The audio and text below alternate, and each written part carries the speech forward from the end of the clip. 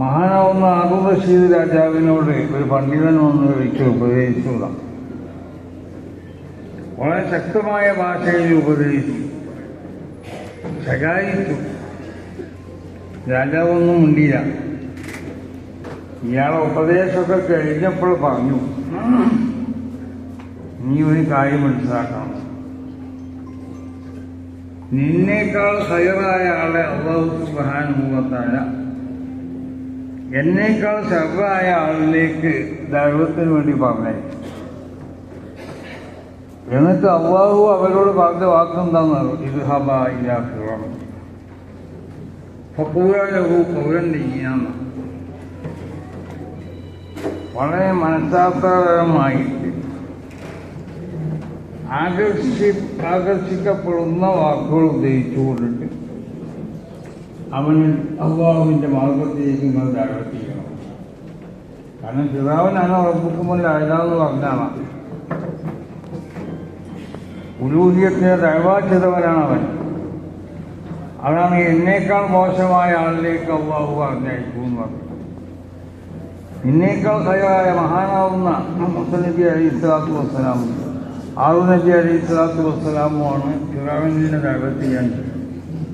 അവൻ ഈ വന്ന ഉപദേഷ്ടാവിനേക്കാൾ വലിയ ആളല്ലേ. എന്നിട്ട് അല്ലാഹു പറഞ്ഞത് ഫഖൂലാ ലഹു ഖൗലൻ ലയ്യിനാ. അത് മുമ്പ് മഹാന്മാരിൽപ്പെട്ടതായ ഒരു വലിയ മഹാൻ അവരുടെ റൂമിൽ താമസിച്ചിരുന്നു. അപ്പോൾ അവിടെ രാജാക്കന്മാരുമായി ബന്ധമുള്ള ചില ഭരണാധികാരികൾ ഈ മഹാനെ കാണാൻ വേണ്ടി അയാളെ റൂമിൽ വന്നു. വന്നപ്പോൾ അതിൻ്റെ അടുത്ത റൂമിൽ നിന്ന് ഒരു മോശമായ കളിൻ്റെ ശബ്ദം കേൾക്കുന്നുണ്ട്. അപ്പം ഈ മഹാനോട് പറഞ്ഞു, അത് അവനൊരു ഹറാമായ ഒരു കളിയായിട്ട് ബന്ധപ്പെട്ടുകൊണ്ടാണല്ലോ ആ റൂമിൽ നിന്ന് അതിൻ്റെ ശബ്ദമാണ് കേൾക്കുന്നത്. നിങ്ങൾക്കെന്താ അവനെ ഉപദേശിച്ചൂടെന്ന് ചോദിച്ചു. ആ മൂപ്പര് പറഞ്ഞു, ഞാൻ 10-50 കൊല്ലമായി ഇവിടെ താമസിച്ചു തുടങ്ങി. 50 കൊല്ലം ഞാൻ 50 കൊല്ലം ഞാനത് കേൾക്കുന്നുണ്ട്. പക്ഷെ ഞാനത് കേൾക്കുന്നുണ്ട് എന്നുള്ള നിലയ്ക്ക് അവനോട് ഉപദേശിച്ചാൽ ചിലപ്പോൾ അവിടെ ഇവിടുന്ന് റൂം മാറിപ്പോവും. റൂം മാറിപ്പോയാൽ ചിലപ്പോൾ ഇതിനേക്കാൾ വലിയ തമ്മാടിക്കാരായിരിക്കും അവൻ ചെയ്യുന്നുണ്ട്. അപ്പോൾ മഹാന്മാർ സ്വീകരിച്ചൊരു മാർഗമാണ് പറയുന്നത്.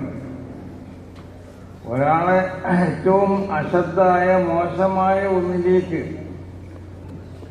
ഇതിലേക്ക് തള്ളിവിടാതെ നമ്മളെ സമീപനം നല്ലതാവുമ്പോൾ അത് കാരണമായിട്ട് അവൻ ചിലപ്പോൾ അവൻ്റെ ആ പ്രവർത്തനത്തിൽ നിന്ന് പിന്തിരിയാൻ തന്നെ സാധ്യതയുണ്ട്.